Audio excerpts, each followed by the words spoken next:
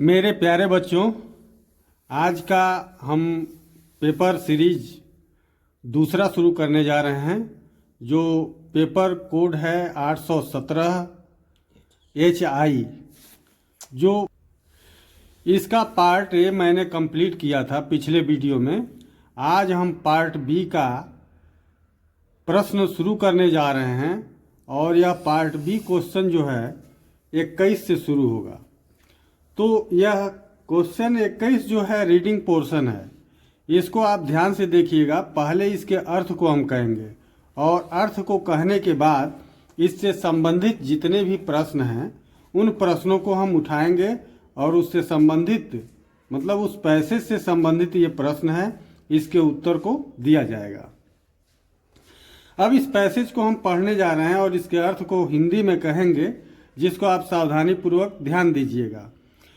Read the following passage carefully and answer the questions that follow.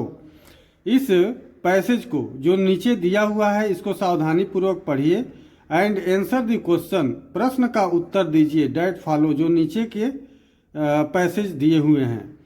इसके passage का अर्थ अब हम कहने जा रहे हैं। Florence Nightingale was born in Florence in Italy on May 12। Florence Nightingale एक लड़की का नाम है। वाज बर्न इन फ्लोरेंस, जो फ्लोरेंस में जन्म ली, और फ्लोरेंस वो एक सिटी है जो इटली में है। ऑन मई 12 मई को इसका जन्म हुआ था 1820 में। Her parents named her after the name of the city. उसके माता पिता उसका नाम रखे थे after the name of the city, नाम के ही, किस नाम के, सिटी के नाम से ही उस लड़की का नाम फ्लोरेंस रखे। वेयर सी वाज बर्न, जहाँ की उसका जन्म हुआ था, उसके जन्म स्थल जहाँ पर फ्लोरेंस नाम था उसी नाम से उस लड़की का नाम रखा गया। Her soul ambition in life was to be a nurse. उसका सोल एम्बिशन, उसकी आत्मिक लक्ष्य था उसका कि इन लाइफ, अपने जीवन में, was to be a nurse, कि एक नर्स, एक सेविका का काम किया जाए। And so she gave up all thoughts of marriage. वह गिव अप, त्याग दी, ऑल थॉट्स ऑफ मैरिज, सारे शादी के सोच को उसने त्याग दी। एंड पर्सनल हैप्पीनेस, और अपने शरीर के सारे सुख सुविधाओं को भी वह छोड़ दी। सी स्पेंड ईयर्स, वह अपने समयों को, अपने वर्षों को, स्पेंड मीन्स बिताना शुरू कर दी। विजिटिंग हॉस्पिटल आफ्टर हॉस्पिटल, और कहा किस जगह पर, हॉस्पिटल आफ्टर हॉस्पिटल, एक हॉस्पिटल से दूसरे हॉस्पिटल का वह निरीक्षण, उसकी देखरेख करना शुरू कर दी। Day and night she visited everywhere, रात और दिन वह लड़की फ्लोरेंस नाइटिंगेल वह विजिटेड, देखने लगी, every bed in the hospital to see that, प्रत्येक बिस्तर को, हॉस्पिटल में प्रत्येक बिस्तर को वह देखना शुरू कर दी। That no patient was neglected, कि कोई भी पेशेंट उससे अनभिज्ञ नहीं रहते थे, सभी उससे परिचित थे। And that all were as comfortable as possible, और सारे के सारे लोग उतने अपने आप को आराम महसूस करते थे जितना संभव हो सका। However hard she might have worked, जितना भी हो सका उतना कठिन मेहनत वो करती थी। ऑल डे एवरी नाइट, पूरे दिन पूरी रात। सी वुड टेक हर लैम्प, और क्या करती थी, वह अपने साथ लैंप को ले लिया करती थी। And move from bed to bed, और वह चलती रहती थी एक बिस्तर से दूसरे बिस्तर, मतलब मरीज के सभी बिस्तर, हर बेड पर वह जाती थी और उसके विषय में पूछती रहती थी। The lady with the lamp, और यहाँ एक नाम दिया गया है, the lady with the lamp. The soldiers, वहाँ पर जो सैनिक थे, called her and that is the name by which, और तभी से उसका नाम, वह वहाँ के जो भी सोल्जर्स थे वो उसको किस नाम से बोलते थे, ये याद रखिएगा, the lady with the lamp के नाम से उसे पुकारते थे। By which the words has remembered her ever since, और तभी से हमेशा के लिए इस संसार में the lady with the lamp के नाम से जाना जाता है।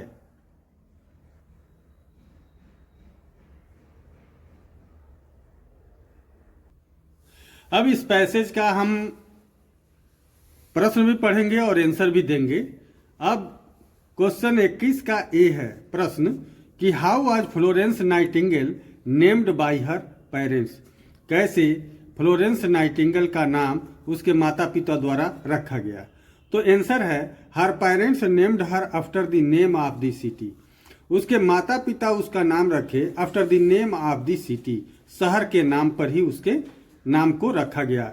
वेयर, जहाँ की सी वाज बर्न, जहाँ की वह जन्म ली, और वह कहाँ जन्म ली, इटली के एक शहर फ्लोरेंस में। हर बर्थ प्लेस वाज फ्लोरेंस, उसका जन्म स्थल कहाँ था, फ्लोरेंस था। इन इटली, जो इटली में। यह इसका प्रश्न का उत्तर हो गया प्रश्न ए का। अब प्रश्न बी कह रहा है कि what was Florence Nightingale's ambition. Florence Nightingale का एम्बिशन मीन्स उसका उद्देश्य, उनका मुख्य रास्ता, महत्वाकांक्षी रास्ता क्या था। तो इसका आंसर होगा Florence Nightingale's ambition was to nurse. Florence Nightingale's का एम्बिशन, जो उसका मुख्य रास्ता, महत्वाकांक्षी रास्ता था, वाज टू नर्स, यह एक नर्स, एक सेविका का था। And so she gave up visiting hospital, जैसा कि हम अर्थ भी कहे पैसेज का कि वह हमेशा विजिटिंग हॉस्पिटल, वह so she give up visiting hospital after hospital, वह हॉस्पिटल को देखना शुरू कर दी, एक हॉस्पिटल से दूसरे हॉस्पिटल को, डे एंड नाइट, रात दिन। She visited every bed in the hospital, वह प्रत्येक बिस्तर को, हॉस्पिटल में प्रत्येक बिस्तर को देखती थी। टू सी डैट, देखती थी इसलिए कि no patient was neglected and that all were as comfortable as, और कोई भी पेशेंट उसकी नज़र से न बच पाए, मतलब सारे पेशेंटों को वो देखती थी। एज पॉसिबल, जितना संभव हो सके। हाउ एवर हार्ड, जितना भी हो सके। Hard she might have worked, जितना हो सका उतना कठिन परिश्रम करती थी, कार्य करती थी। ऑल डे एवरी नाइट, पूरे दिन और रात। अब प्रश्न सी कह रहा है she would take her lamp and move from bed to bed, और उसके बाद ही वह अपने लैंप को लेकर एक बिस्तर से दूसरे बिस्तर वह चलती रहती थी। अब प्रश्न सी कह रहा है कि what did the soldiers called her. Soldiers क्या, किस नाम से उसे पुकारते थे। यह बहुत आसान प्रश्न है, जैसा कि बहुत छोटे में उसका नाम दिया गया है, वो स्पष्ट है। द सोल्जर्स कॉल्ड हर, सैनिक उसे पुकारते थे the lady with the lamp के नाम से उसे पुकारते थे। अब the passage is the positive opposite of the word. Opposite, opposite कह रहा है उल्टा, of the word forgotten. Forgotten means भूल चुका था। इस शब्द का इसमें अपोजिट कहाँ है उस पैसेज में दिया है, तो हमने दिखाया है कि रिमेम्बर्ड, याद किया था। Is the opposite of the word forgotten, यही फॉरगॉटेन का अपोजिट है रिमेम्बर्ड। इस प्रकार से हम प्रश्न 21 का रीडिंग पैसेज हमने कंप्लीट किया। अब हम आगे चल रहे हैं। अब हम अगला भाग चल रहे हैं, राइटिंग पोर्शन है। यह प्रश्न 22 है। राइटिंग पोर्शन में हम देख रहे हैं कि क्या कह रहा है प्रश्न 22। Write a letter to your friend, एक पत्र लिखना है अपने मित्र के पास। इनवाइटिंग हिम, उसको निमंत्रित करना है, या हर, मतलब चाहे वो फ्रेंड मेल हो या फीमेल हो। To attend your elder sister's marriage, कि तुम्हारे बड़े सिस्टर, बहन की शादी में आना है। इस तरह का पत्र पूछा जा रहा है। तो इससे संबंधित आप ऊपर कहीं भी कुछ भी पता लिख सकते हैं, कहीं भी किसी जगह का।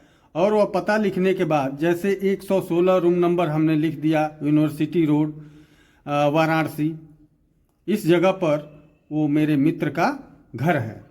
अब ये पत्र हम लिख रहे हैं 2 अप्रैल 2 अप्रैल को 2025 को। अब हम संबोधित करेंगे अपने मित्र को डियर फ्रेंड, और यहाँ कामा दे देंगे। प्यारे मित्र, हाउ आर यू, पहले उसके समाचार को ही हम जानेंगे। ये नहीं है कि तत्काल अपनी ही बात को कहना शुरू कर दें। पहले कहा गया कि हाउ आर यू, तुम कैसे हो। आई होप योर वेलनेस, मेरी आशा आपकी, वेलनेस मीन्स अच्छाई से ही, आपके ठीक ठाक से ही है। I am writing this letter to inform you, मैं इस पत्र को लिख रहा हूँ, इन्फॉर्म यू, तुम्हें सूचित करता हूँ। ए सैक्रेड न्यूज़, एक बहुत शुभ समाचार, एक पवित्र समाचार। That my elder sister's marriage has been declared, मेरी बड़ी बहन की शादी क्या हो गया, डिक्लेयर्ड हो गया है। ऑन 27 अप्रैल 2025, 27 अप्रैल 2025 को, मतलब वो अपनी बहन की शादी का डेट दिखा रहा है ऑन 27 अप्रैल 2025 को। दी ग्रूम मीन्स होता है वह दूल्हा, इज ए लेक्चरर, वह एक लेक्चरर है, प्रवक्ता है। The wedding is stated in divine beauty marriage hall, वह शादी का जो स्थान है वह डिवाइन ब्यूटी मैरिज हॉल में है, इन प्रयागराज में। इस प्रकार का हमने जगह भी दिया और उस जगह को दे करके अब फिर आगे हम उसे कहेंगे दूसरे पैराग्राफ से। I send the letter for warmingly, मैं यह बहुत उत्सुकता से पत्र दे रहा हूँ। Invitation to join with my family, मेरे परिवार से आप जुड़ें। ऑन दिस रिमेम्बरेबल, इस यादगार वाले अकाजन मीन्स मौके पर। You must came today, तुम अवश्य ही आओ। 2 days बिफोर, 2 दिन पहले दिस मैरिज, मतलब इस शादी के कम से कम 2 दिन पहले मेरे मित्र तुम आओ। अंत में उसे कहेंगे at last convey my regards to your parents, मेरी याद अपने माता पिता को भी बताना कि योर लविंग फ्रेंड, आपका प्यारा मित्र। यहाँ आप नाम लिख दें तो परीक्षा में नाम मत लिखिएगा, XYZ लिख दीजिए या डॉट कर दीजिए। विलेज लिख दीजिए, विलेज भी डॉट कर दीजिएगा। पोस्ट भी डॉट कर दीजिए, डिस्ट्रिक्ट वाराणसी। इस तरह से इस पत्र को कंप्लीट करेंगे। अब प्रश्न 22 का आर है और यह आर यह दिया है ऑफिशियल लेटर, इसलिए कि ये प्रिंसिपल के पास लिखना है। अब हम इस प्रश्न को पढ़ रहे हैं। Write an application to the principal to your college, अपने कॉलेज के प्रिंसिपल को एक पत्र लिखना है।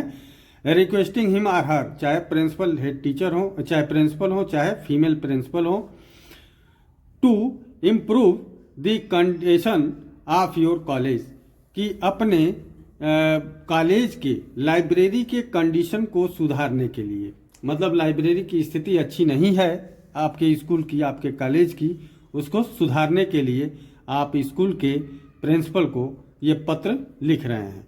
तो यह एप्लीकेशन हम यहाँ से शुरू कर रहे हैं। टू संबोधित कर रहे हैं अपने प्रिंसिपल को। दी प्रिंसिपल, इसको कैपिटल लिखेंगे क्योंकि ये नाम के रूप में है। दी प्रिंसिपल, यहाँ कामा दे देंगे और जहाँ भी जिस स्कूल को लिखना है वहाँ लिख दीजिए। हमने एक उदाहरण रूप में लिख दिया है किसान इंटरमीडिएट कॉलेज, मथौली बाजार, कुशीनगर।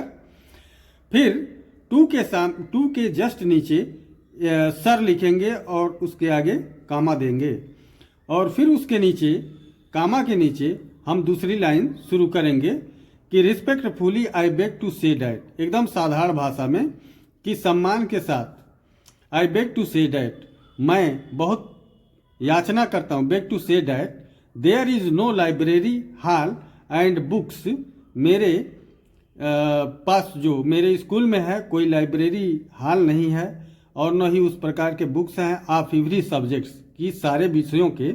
एवरी सब्जेक्ट यहाँ होगा, every subject. Which we need very much to get good understanding, जिसको कि हमें अच्छे ज्ञान प्राप्ति के लिए हमें ज़रूरत है। आप माई सब्जेक्ट्स, अपने विषयों की। Library is the main source of knowledge, जैसा कि हर जगह जब शिक्षा संस्था है तो वहाँ लाइब्रेरी होनी चाहिए। एक अच्छे नॉलेज के लिए हमें क्या चाहिए, हमें लाइब्रेरी चाहिए। नॉलेज मतलब लाइब्रेरी बहुत अच्छा ज्ञान का एक स्रोत है। Library is very necessary for every famous college, प्रत्येक प्रसिद्ध कॉलेजों में लाइब्रेरी बहुत ज़रूरी है। सो डैट ऑल स्टूडेंट्स में अर्न बेनिफिट, ताकि सारे छात्र अपने लाभ की प्राप्ति कर सकें। अब दूसरे लाइन से लिखेंगे, दूसरे पैराग्राफ से, देयरफॉर इसलिए आई रिक्वेस्ट यू, मैं आपसे प्रार्थना करता हूं कि प्रोवाइड द बुक्स, इन किताबों को प्रोवाइड करें, प्रदान करें, ऑफ ऑल सब्जेक्ट्स, सारे सब्जेक्टों की किताबें उपस्थित हों, इन द लाइब्रेरी में, फैसिलिटी इन दिस सीजन, और जो भी सुविधा हो इस सीजन, इस सत्र में मिले। और इसके नीचे हम डेट लिख देंगे 25 जुलाई 2025। उसके बाद दाहिने तरफ नीचे लिखेंगे योर्स ओबीडियंटली, आपका आज्ञाकारी, यहाँ नेम में XYZ या डॉट डॉट कर देंगे, क्लास लिख सकते हैं, क्लास 10 सेक्शन A। उसके बाद इस प्रकार से आपका एप्लीकेशन समाप्त हुआ। अब प्रश्न संख्या 23 चलने जा रहे हैं। Write a report on an election scene in about 80 to 100 words. Election scene पर हमें 80 से 100 शब्दों को लिखना होगा। तो इसमें हिंट भी दिया है, ध्यान देना चाहिए सभी छात्रों को। ये हिंट पर जरूर कुछ सेंटेंस होना चाहिए, तभी तो इस प्रश्न का पूछने का मतलब रहेगा। हिंट है टाइम एंड प्लेस, वह समय स्थान, scene outside the polling station जहां वोट दिया जा रहा है उस पोलिंग स्टेशन के बाहर का कैसा सीन है, scene inside the polling station, अंदर के कैसी स्थिति है, और पोलिंग मेथड, वोट डालने का तरीका क्या है, arrangement by the police and administration, और वह कैसे पुलिस से चारों तरफ घिरे हुए है जगह, एंड एडमिनिस्ट्रेशन और प्रशासन से। इस प्रकार से अब हम इस प्रश्न का उत्तर हम एक्सप्लेन करने जा रहे हैं, जिसको आप ध्यान से देखिए। हाँ, यहाँ देखिए, अब आंसर में ये हेडिंग जरूर दे देंगे, an election scene. An election scene एक सीन, दृश्य इलेक्शन का, चुनाव का। In our country democracy is the government of the people. Democracy means प्रजातंत्र।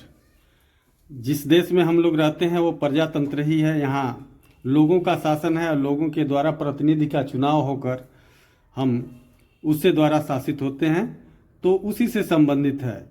इन आवर कंट्री, हमारे देश में, democracy is the government of the people, प्रजातंत्र, गवर्नमेंट ऑफ द पीपुल, लोगों के द्वारा एक गवर्नमेंट बनती है, सरकार बनती है, फॉर द पीपुल, लोगों के लिए, बाय द पीपुल, और लोगों के द्वारा। Election provides them to opportunity. Election, जो इलेक्शन होता है चुनाव, प्रोवाइड्स देम टू अपॉर्चुनिटी, हमें अपॉर्चुनिटी, मौका देता है, टू डू शो, इस प्रकार से ये हमें मौका देता है। क्या मौका देता है कि हमें लोगों द्वारा चुनने का अधिकार देता है, हम लोगों के अपने अंदर का वो पावर देता है, और हम ही लोगों के द्वारा चुने गए प्रतिनिधियों द्वारा अपने देश में शासन होता है।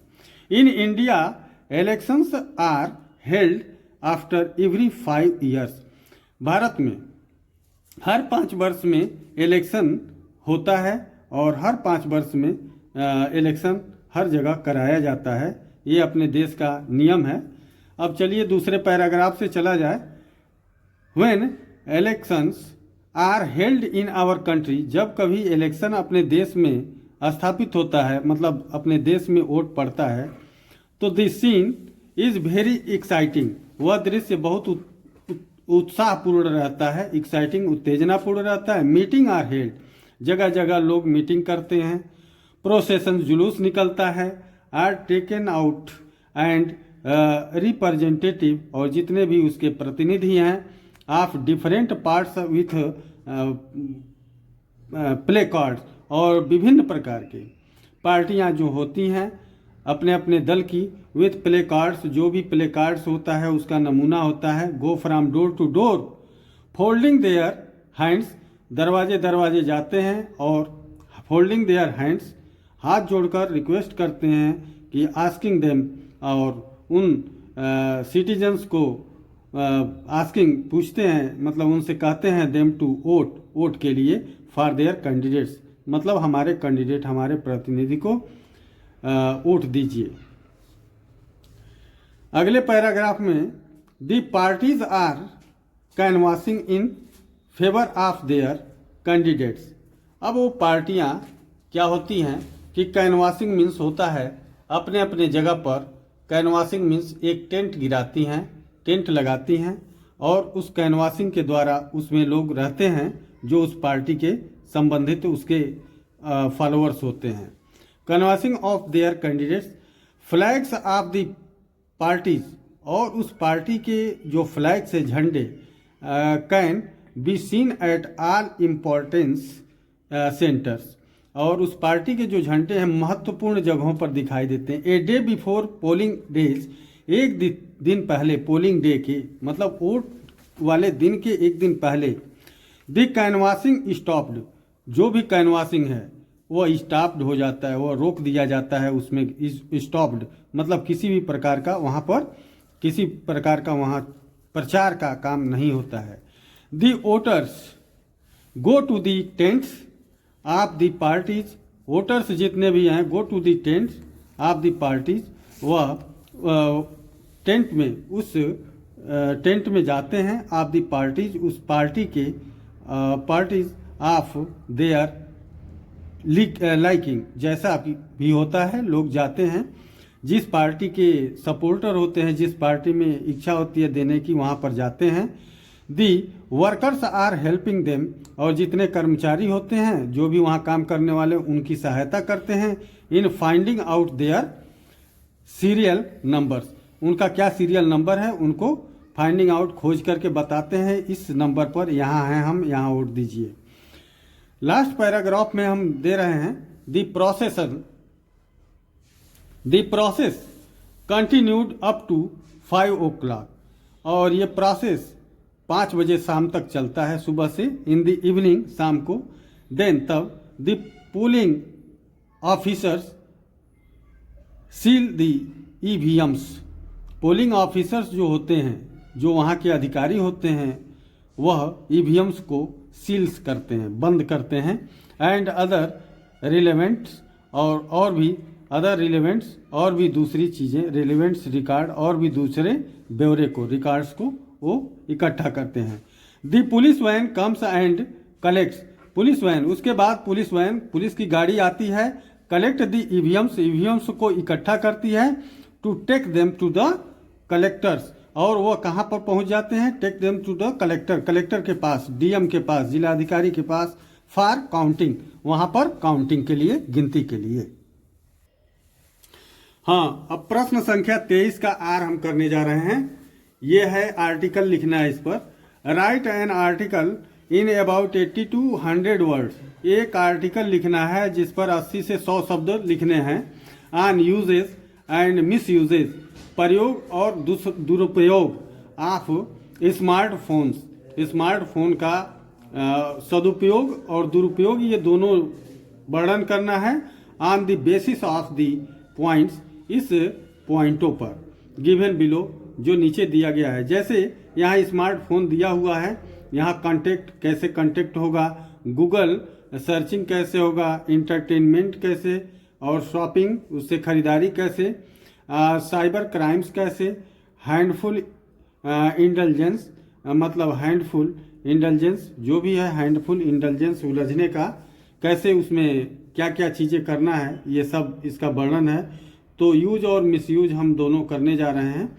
तो यहाँ पर हेडिंग दे देंगे uses and misuses of smartphones, smartphone के उपयोग और दुरुपयोग, ये दोनों का वर्णन है। पहला हम दे रहे हैं फोन कांटेक्ट, फोन से कैसे हम कांटेक्ट संबंध रखते हैं। You can easily call, email or send text, तुम आसानी से, ईजिली कॉल मीन्स आसानी से बात कर सकते हो, ईमेल आर सेंड टेक्स्ट, और ईमेल से, और सेंड टेक्स्ट, टेक्स्ट और टेक्स्ट भी भेज सकते हो, मैसेज और संदेश भी भेज सकते हो टू योर फोन कॉन्टैक्ट्स, अपने फ़ोन के कॉन्टैक्ट मीन्स फ़ोन के माध्यम से। You can learn to call video calling to your relatives, अपने रिलेटिव सगे संबंधियों से आप वीडियो कॉलिंग भी कर सकते हो। ये हो गया फ़ोन कांटेक्ट। अब दूसरा इसमें चल रहा है गूगल सर्च। गूगल सर्च किस तरह से करेंगे?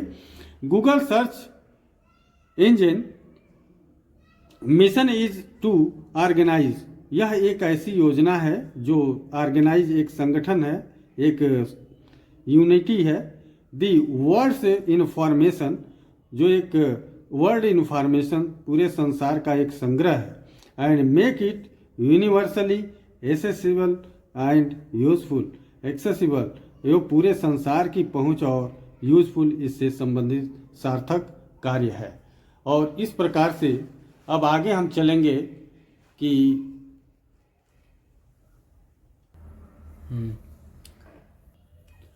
हाँ, दूसरा हेडिंग इससे संबंधित हो गया जो यूजेज का गूगल सर्च मैंने बताया।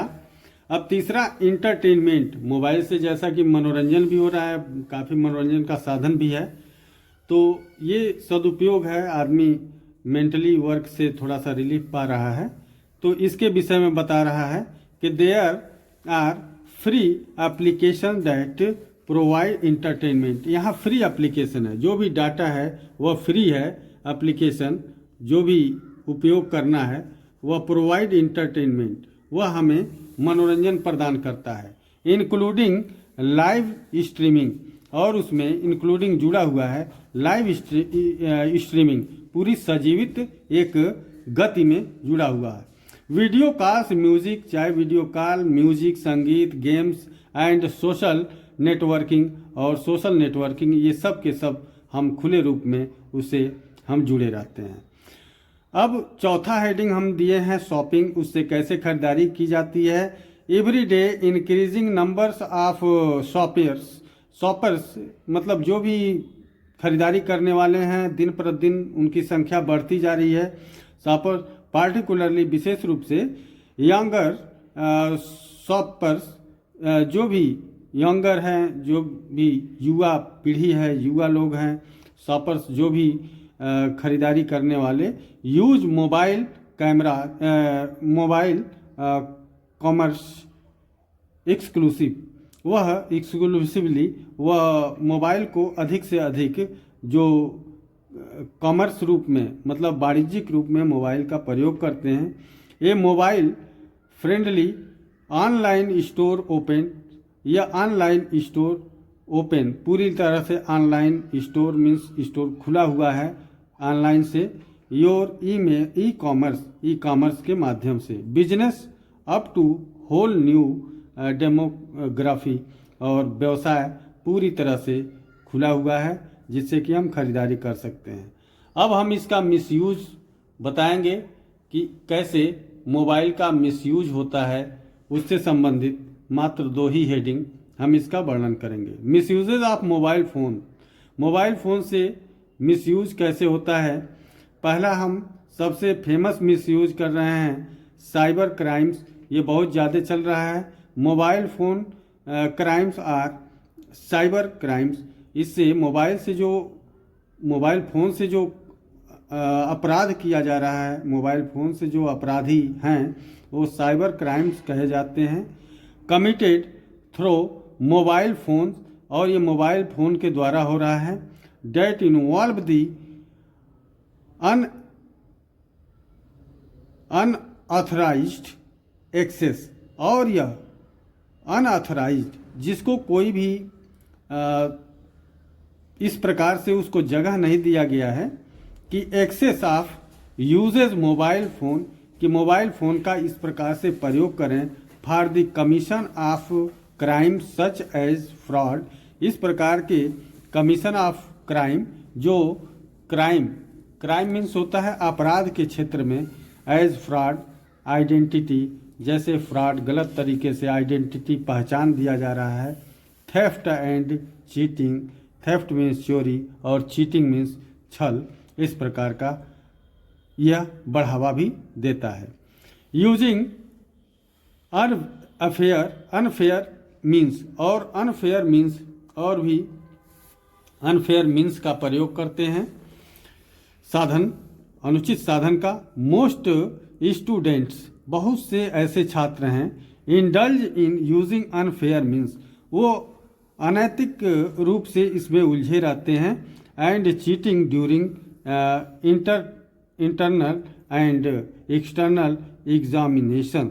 आंतरिक और बाह्य परीक्षण से या परीक्षा से या काफ़ी रूप से या इसमें धोखाधड़ी करते हैं, चीटिंग करते हैं।